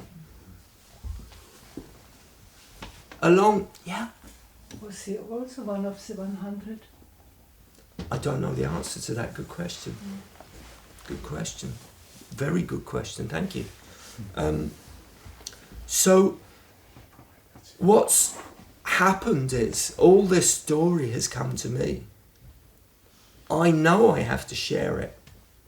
What I now need to do is I need to gather up momentum to try and work out how to switch off this machine that is called the artificial intellect, that is running not only this planet, but it's interfering with many other planets as well. Now, this is a really tall story. Okay? Deep and dark, wonderful, joyous, euphoric. But before I close down for this evening and I allow people to present me with some questions, which I'll do my very best to answer, I would just like to say this to you, that if this is wrong, or partially wrong, something is deeply wrong with our planet right now. It is so bad. It is so bad. The human spirit at this point in time is being given away. Mm-hmm. How do you do that? By swamping the youth of today with sex, by swamping the youth of today with inability to do anything, right? Giving them machinery that removes their consciousness. So eventually they are being stripped of any ability to make a choice themselves. And then in their sleep state, they are being offered a choice. Do you want to do this anymore? No, I don't. It's very easy to give your soul away to an artificial intellect. There are so many lost souls that are committing suicides, that are doing horrendous things not only to themselves but to others, okay, on the basis that they don't know any better. Now, I know all this to be true because I see it and I feel it, and it makes me want to weep. But that isn't what needs to be done. What needs to be done is we need to remember, firstly, what we all are. We need to re-implement the biggest characteristics that we have, which is our heart. And we need to acknowledge, firstly, that we are individual, individe you all. You are individual beings with a divine spark of consciousness connected to God. Do not give away your rights to anybody. Okay? Really, really important. Stand firm in your beliefs. Absolutely and irrevocably so. Because if you don't, you are lost. And if you're lost, people here that are people that are awake, 95% of the world are asleep. You are awake. If you're doing it, what hope is there? Okay? Now I'm ranting a bit there because it's really, really important. Every single one of you. And you'll all be suffering at this point in time. Whether it's arms, legs, heads, eyes. Because you're energetically challenged all the time. Now, the good thing about all this is you can do something. Stay awake. Don't go getting involved in things that you're not asked to do so in any way or form. The only way you can give your soul away is if you give permission. Now, we have a divine right to make decisions. Nobody can interfere with you unless you say yes. Okay? Don't go handing your health over to a doctor and ask him to fix you. Okay, if anyone's doing that, stop it now. Okay? The moment you do that, you're entering into, okay, having all sorts of artificial, horrible stuff pumped inside you. And you'll start losing control. This isn't about you controlling anyone. This is about you going, I'm a human being with rights. Don't go plugging all your information out there on the internet. Don't go plugging all your life into this ghastly piece of machinery that all the youth carry around. It won't be long before the ability to talk will be gone. It'll be gone because they won't know how to do it. Human standards are dropping so badly. Now this sounds terribly negative. It is. It's happening. Wake up. Now, on the lighter note, all right? On a lighter note, because negativity isn't a place to stay. I don't look at negative things and spend much time there. But sometimes you have to wade through the mire to get to the wonderful place on the other side. The wonderful place, people, is inside of you with your hearts. Endorse that with the most immense amount of love you can ever think of. And if somebody else likes what you're doing and they come up and say to you, please share that with me, rejoice. Rejoice in that fact. But if they don't want what you have, don't force it on them. Okay? Because you don't have any right whatsoever to impinge your ways of life on theirs. To stand in your own light is to say to the universe, I remember who I am. I will do my very best in the years that I have left to switch this machine off that I was involved in. But I do believe it's part of the characteristics of human growth. I won't take total blame for it. But I don't like the fact that I was part of that. Thank you very much for listening to my ranting. Thank you very much for listening to my words. If any of them have any meaning for you, take them with them, run with it and make them your own. God bless you all and thank you.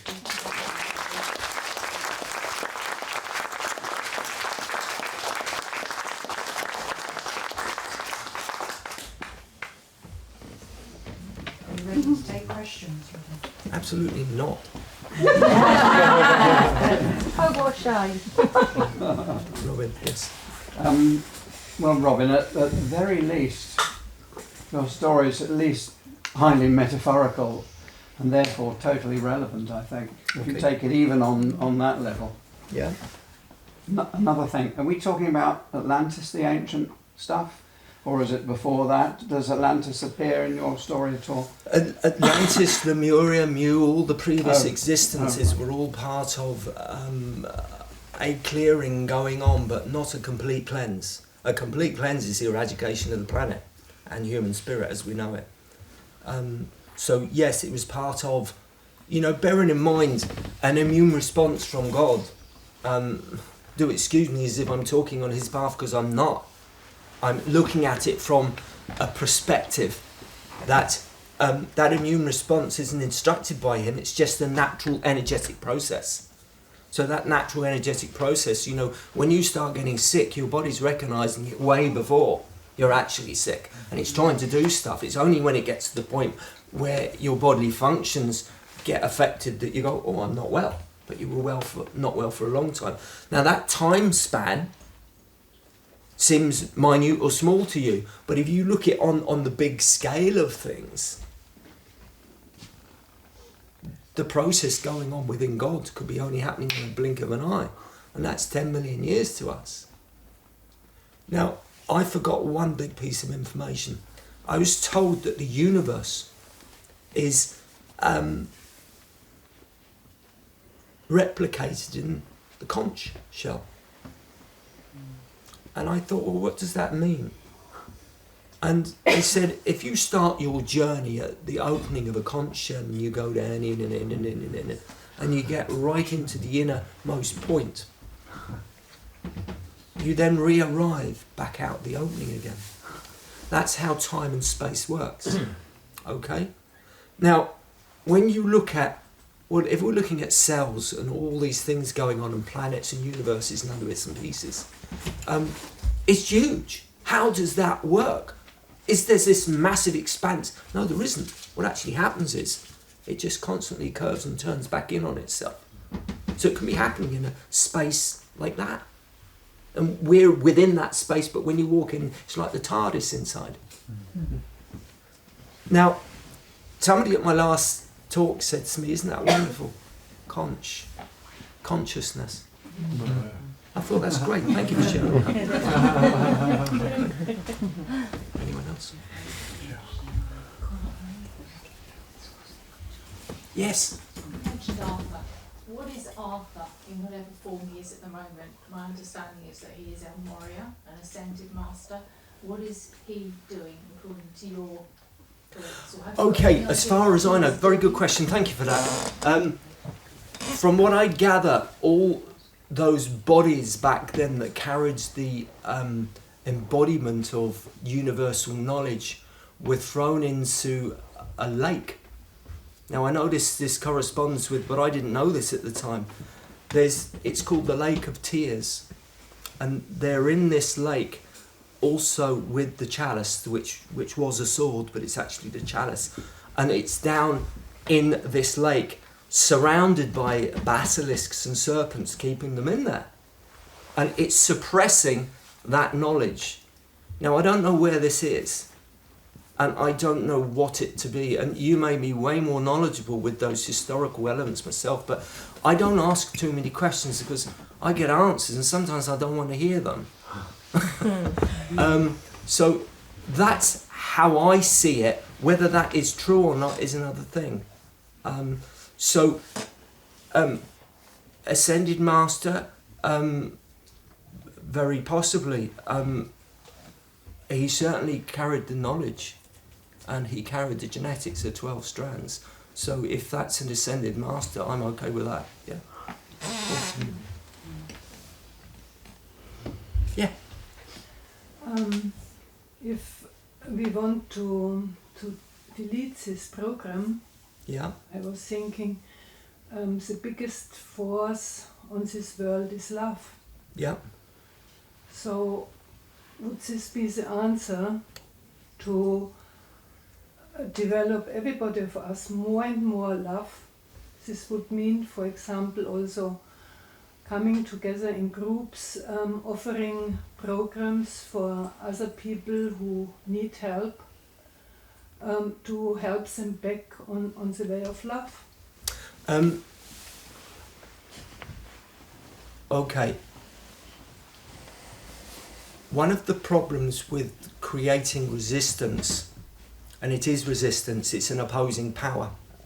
The difference between I'm right, you're wrong, what we're going to do is switch this bit off. We're not talking about love here, we've got energy functioning. Okay? And I was speaking to somebody earlier today about the difference between love and energy. There's a defined difference.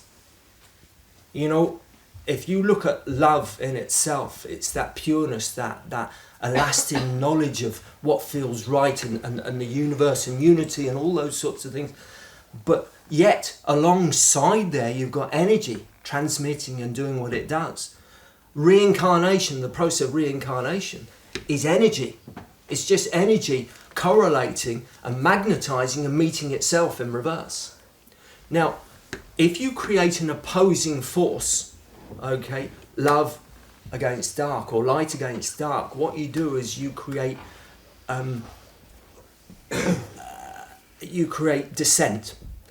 So I'm looking at the creation that I was involved in as an energetic transaction. And at this point in time, I don't know how to switch off that energetic transaction because it's not a loving, caring, creational thing. And if you started projecting love at it, it hasn't asked you for that, and you're going to get some repercussions because of it. Now, I told a story earlier. Many moons ago, we were working, there was a delightful lady on the island called Mary Madison, and she was a remote viewer. And Mary was going into various military establishments. She didn't know where they were, but they were doing grotesque things. And we decided as a group we were going to go project love to this. So Mary went and did her remote viewing, and we sat in circle and projected love to these military establishments. Mary said she watched all the machinery and everything closing down and then going into alarm systems, and they knew something was going on.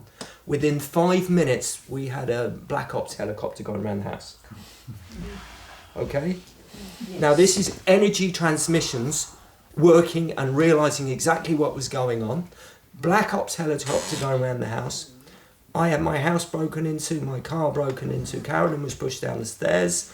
Our computers, back then there was no Wi-Fi or internet connection, they were just exploding, printers shooting things out. I realised back then that you have got such a work of art going on energetically that it's a system that's been functioning for tens of thousands of years, doing exactly what it wants without any care and compassion involved in it at all. Now, throwing love at it is just going to make it angry. What it needs to do, it's a machine. It needs to be switched off. Simple as that. Now, I know I'm sounding like clever, but I've worked with energy all my life. I've seen energy working in the most obtuse ways, and I've worked with people with the most remarkable energy attachments, and often when somebody has an energetic attachment that isn't spirit-based, okay, it isn't about communicating on a level. You literally go and find out why it was switched on and what was its purpose, and you go and switch it back off again. It's as simple as that. And often something, when you communicate it with, says, I have been instructed to molest, or I've been instructed to do this, I've been instructed to do that. What instructed you? I was just told to do it. Do you need to do it anymore? No.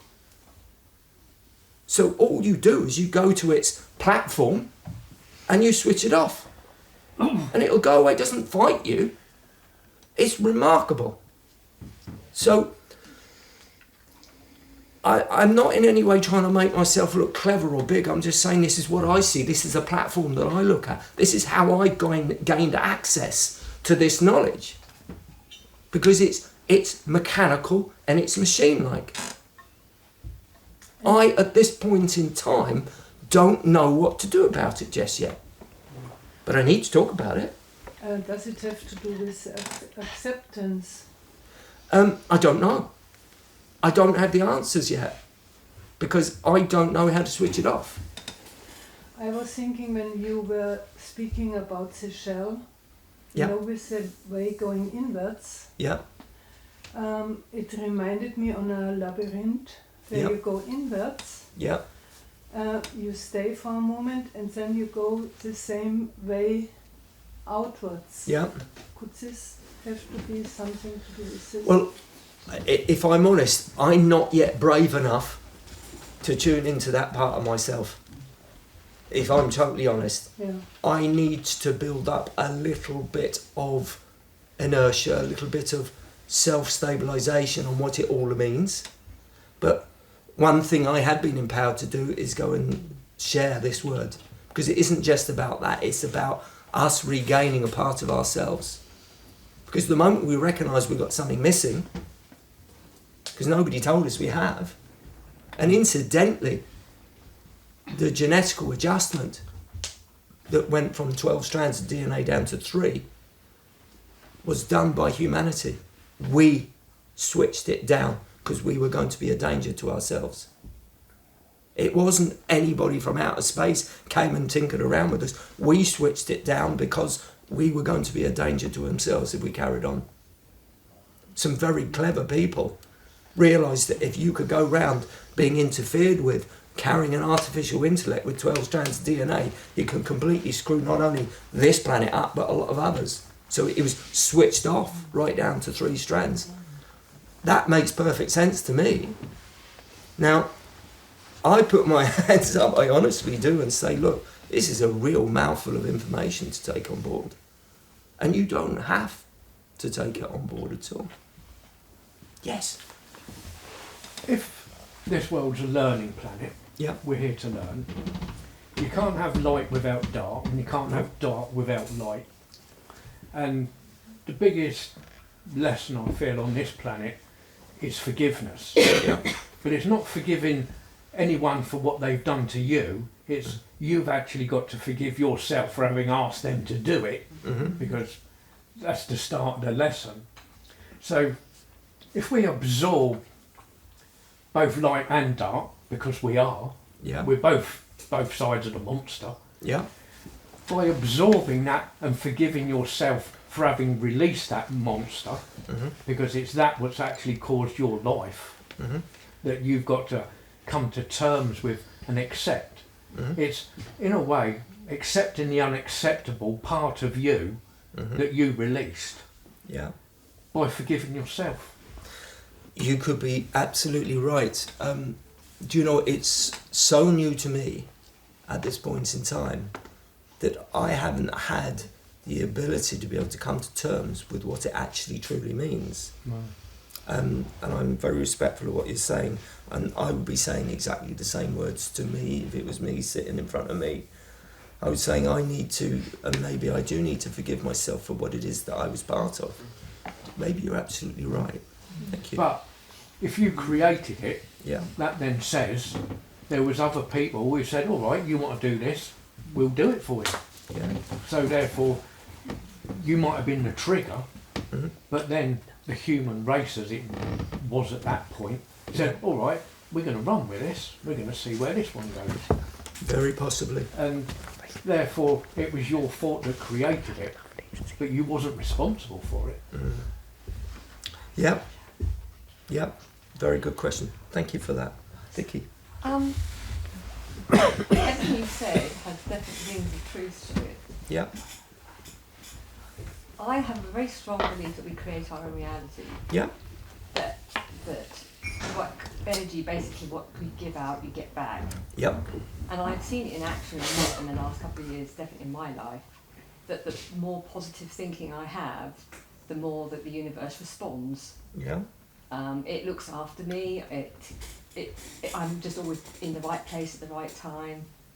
And I have a very strong belief in that we create our own reality. So at the end of the day, if I start dwelling on things that are that, I know, I hear what you're saying, it makes total sense to me on one level, on an intellectual level, but in my heart, I feel like if I go down that path, I'm almost inviting chaos, really. Because I'm creating such a good life for myself, why would I want to make it less so? By dwelling on things that are quite negative. It's energy in action. It isn't negative. It's energy in action. No, if you say, I'm just using that as a... No, absolutely. I don't dispute what you're saying, and I'll be saying much the same things. All we need to look at right now is the planet we're living on. You know, we can create little bubbles of wonderment, but in fact that isn't the reality of where we're living. You only get what you're consciously dealing with in your sphere. If we didn't tune into the television, if we didn't listen to the phone, if we didn't sort of talk to people, if we just lived in our own environment, we could create a paradise here on earth for ourselves without ever knowing what was going on around us. That is what we all need to do. We don't. Yes. By creating that correlation, but nevertheless behind the scenes is a machine that's very active, that's still working in its same way that it was created to do so whilst you're doing that. So it's a conundrum of, well, okay, I can create my bastion of wonderment, which is what I'm encouraging everyone to do, but also behind the scenes there is something, a control system that is pulling an awful lot of strings. So a bit like the Matrix. You can take the pill and you can either see it all for what it Absolutely. actually is, or you can stay in the Matrix and just experience the stake. That's what I mean. Yes. Love enrages the dark. Yep. I'm just thinking, we know that happens in the case of Jesus, Gandhi, Martin Luther King. Yep. But if they didn't act from that love, wouldn't there be such a gap in our awakening? If I know that they were destroyed on some level, but their acts of love carry on, I feel, and affect us still today because of the power of their love. Absolutely, It's yeah. such a powerful message for us all to see what is not right way, but how to live from the heart. They're examples of living from the heart. So there's a bit of a dichotomy there for me. Well, I think one of the processes that I'm learning in imparting this work is it's such a large body that I don't have an opportunity to fill in the gaps in between. You know, I could do complete separate conferences on some of these places about what one can do. But at the moment I'm just trying to deliver this work, and there are an awful lot of gaps where you very clever people can see big holes in between and go, Robin, what about that? And I go, absolutely right. I can't cover all these places. The key that I'm trying to cover and encourage everyone to do is empower themselves with the love that they have within themselves, which is what I did 4 years ago. And I'm tired now, and I need to stop. So thank you very much for coming. God bless you.